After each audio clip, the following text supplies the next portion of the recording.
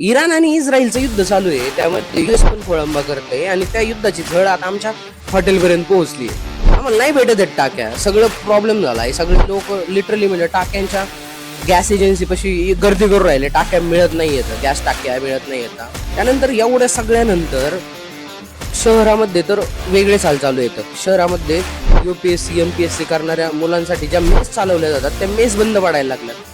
काही ठिकाणी जे वाटसरू इकडं तिकडं जाण्याचा प्रयत्न करतायत, एका डेस्टिनेशन पासून दुसऱ्या डेस्टिनेशन पर्यंत जाण्याचा प्रयत्न करतायत, त्यांना हॉटेल सुगुडे मिळत नाहीत. म्हणजे आत्ता जर 10 दिवस झालेत फक्त युद्धाला आणि इथून पुढे 15 दिवस 20 दिवस 1 महिना उलटून गेला, त्यानंतर काय होणार आहे? आणि जी माहिती आतापर्यंत पोहोचली त्यामध्ये या सगळ्या गोंधळात इराण शेजारी असलेल्या स्टेट ऑफ हार्मज मध्ये जगातल्या 20% तेलाची वाहतूक होते आणि तेच बंद पडल्यामुळे सगळीकडं बेसिकली आपल्या आशियामध्ये सर्वात मोठा तणाव तयार झालाय. आणि ह्या तणावाचा तोटा असा की आशियातल्या सगळ्या देशांना म्हणजे भारत, पाकिस्तान, चीन ह्या सगळ्या देशांना तेलाचे, इंधनाचे आणि LPGचे दोन्ही पण प्रॉब्लेम चालू झाले.